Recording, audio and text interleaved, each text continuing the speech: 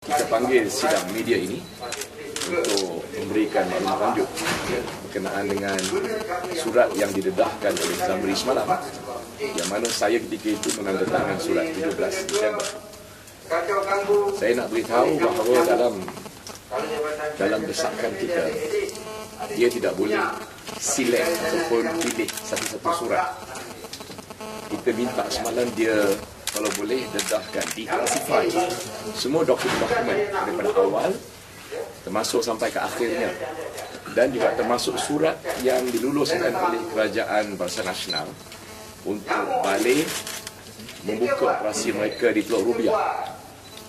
Yang itu yang kita minta didedahkan. Dia tak mendedahkan satu saja surat yang saya sah, tapi surat yang dia luluskan, surat-surat berkenaan dengan minit-minit mesyuarat, kemudian perjanjian di antara kerajaan dengan balik juga mesti didedahkan supaya rakyat boleh pertimbangkan.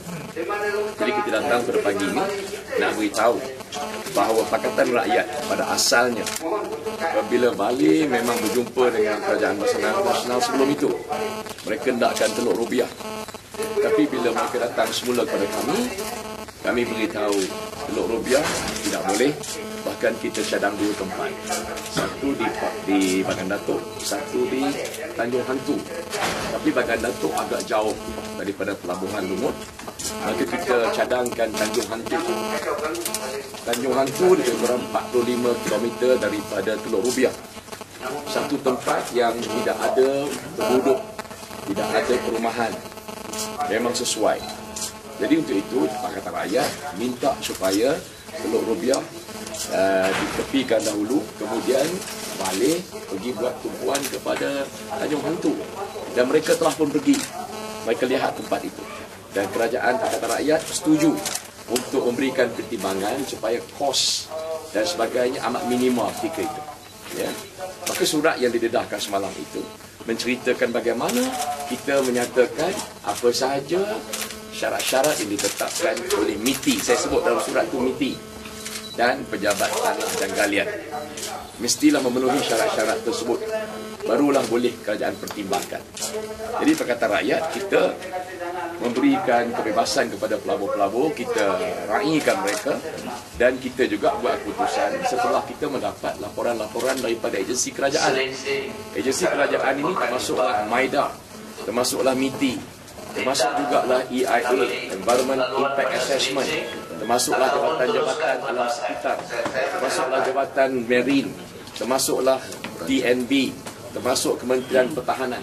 Sebab apa? Sebab 5 sebab saya sebut kenapa Pakatan Rakyat setuju di Teluk Rubiah. Ada 5 sebab.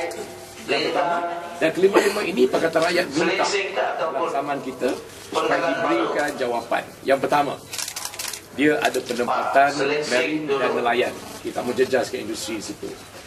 Yang kedua, dia merupakan tempat pelancongan yang telah digazet, already gazetted as a tourist.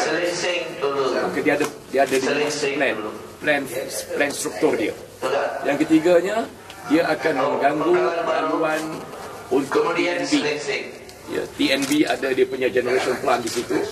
Yang keempat, dia ada naval base, pangkalan tentera laut. Jadi kita minta supaya ada kelulusan daripada naval, Kementerian Pertahanan, tidak ada halangan. Yang ini Perak Invest telah buat sedikit kajian. Mereka terus berjumpa dengan beberapa kementerian untuk mendapatkan feedback daripada mereka. Jadi untuk itulah dalam kita soliciting, dalam kita nak meraihkan laporan yang datang ini, perkara-perkara sedemikian dibuat. Jadi saya nak menyatakan dekat sini, Tanjung Hantu was our first preference, because you don't have any housing estate there. Lagipun tempat itu dia punya kayu bakau telah belum dipotong, maka dia satu tempat yang tinggal lama, dan dia berhampiran dengan Segari yang mana ada industri-industri besar. Jadi itu adalah kedudukan kami. Maka dengan tak semena-mena, bila dia declassify that letter yesterday, dia mengemukakan 2 syarikat, ya. Walaupun satu lagi syarikat saya tak sebut dalam surat itu. Saya hanya sebut kerana di Teluk Rubiah adalah tanah persendirian, kepunyaan 2 syarikat. Satu adalah Harta Makmur, satu lagi KYM Holdings. Dalam surat saya tak sebut KYM Holdings. Saya sebut negotiation di antara mereka, kerana itu harta persendirian diteruskan. Outcome dia beritahu kami. Maka kami tanya dalam soalan nombor 3 semalam, Datuk Ngah tanya, Datuk Ngah akan terangkan, minta penjelasan kenapa cadangan Pakatan Rakyat Teluk Hantu diketepikan, bahkan mereka terus meluluskan Teluk Rubiah. Ada tidak unsur-unsur syarikat yang saya sebut dalam surat itu harta makmur, dia ada masalah keuangan, ada hutang yang digambarkan ketika itu hampir-hampir mencecah 200 juta. Dan tanah itu juga ada hutang dengan kerajaan dalam quick rent, 20 juta tak bayar dengan kerajaan. Jadi kami tanya, sama ada pemilihan balik ini nak melansaikan hutang piutang syarikat yang ada. Dan mungkin syarikat kroni. Jadi rakan-rakan kita dan juga bloggers telah buat search semalam. Bila mereka baca surat ini pada pagi tadi, mereka tahu syarikat harta makmur. Mereka pergi ke SSM, ya, dan sekarang ini berita itu terdedah. Saya sebut pada Zamri semalam, saya kata, kamu dedahkan surat yang saya sign, sebenarnya surat itu memang saya sign, tapi kamu kena bertanggungjawab. Apa sahaja repercussion, consequence selepas itu, kamu kena bertanggungjawab.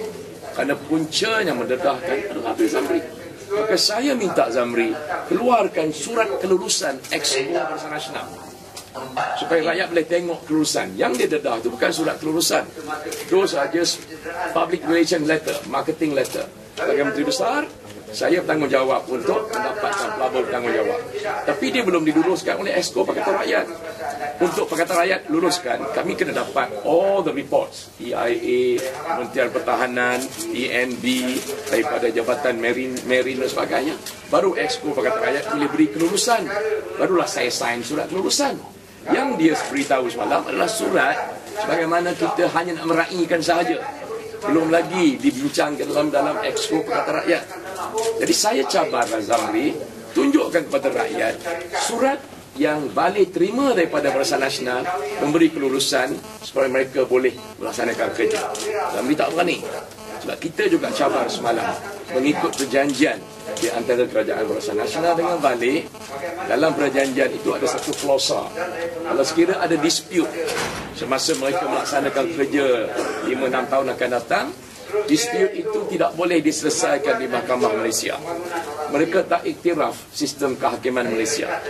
Balik mubuh dalam perjanjian dia, mesti diselesaikan di Singapura. Kita tanya Zamri, betul tak betul? Jadi kalau dipamerkan perjanjian, baru kita tahu. Jadi kita minta supaya hari ini bahawa desak Zamri dedahkan semua dokumen-dokumen masuk perjanjian dan surat yang diluluskan supaya Balik boleh buat kerja. Balik will not start job until and unless they receive a clear approval letter from the government. Dia tak akan mula kerja. Jadi kita minta persoalan-persoalan tadi yang pertama. Datuk Ngah tanya, betul tak 200 juta ini hutang-hutang piutang ada unsur-unsur Balik boleh selesaikan? Begitu juga quick rent dengan kerajaan negeri 20 juta Balik juga selesaikan, dan perkara-perkara yang lain. Termasuklah lembaga-lembaga pengarah syarikat-syarikat ini sebut. Itu pulanglah kepada publik nak buat assessment hari. Maka itu hari ini seolah-olah Zamri menuduh dalam dewan ada handset dekat sini. Saya berbohong. Ya, walhal kita mahu dia dedahkan semua surat. Nak tengok siapa berbohong. Tapi we want to make sure that Pakatan Rakyat, our first preference was in Tanjung Hantu. Itu yang kita buat.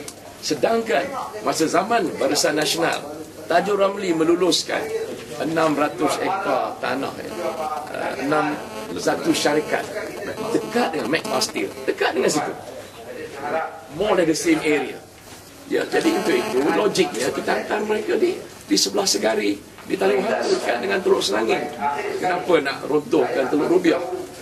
Untuk itu kami saya menghadirkan diri dalam demonstrasi yang dibuat oleh 6 NGO, JAAAS, jaringan, ya, alam sekitar Perak, dan 6 NGO. Mereka buat demonstrasi di hadapan pintu Balik. Saya sebagai ahli Dewan Undangan Negeri kawasan itu, saya hadir. I am a elected representative. Saya hadir untuk menyokong beberapa desakan daripada NGO-NGO ini. Ya, bukan maknanya saya setuju. Bahkan saya menjelaskan kita cadangkan di Tanjung Hantu. Saya hadir sebagai ahli Dewan Undangan Negeri. Akhir sekali saya nak sebut, selepas kita dirampas, kerajaan Zambri telah melawat ke Brazil, dipimpin oleh Sungai Rapat. Maka saya tanya semalam, ya, siapa yang membiayai semua kos itu? Siapa yang pergi? Berapa lama mereka di sana? Apa mereka buat? During our time, kita walaupun diundang, saya diundang oleh Bali. Ya, YBK masa itu adalah Exco pelaburan. We were invited by Bali. We didn't go because we have to do all our groundwork first. Tapi selepas rampas, satu pasukan kerajaan Malaysia Nasional pergi ke Brazil. Wallahualam, kita tanya tapi tak ada jawab. Jadi untuk itu kita nak jelaskan supaya semua jelas apa yang berlaku kepada perkataan rakyat dan apa yang dibuat oleh Malaysia Nasional. Thank you.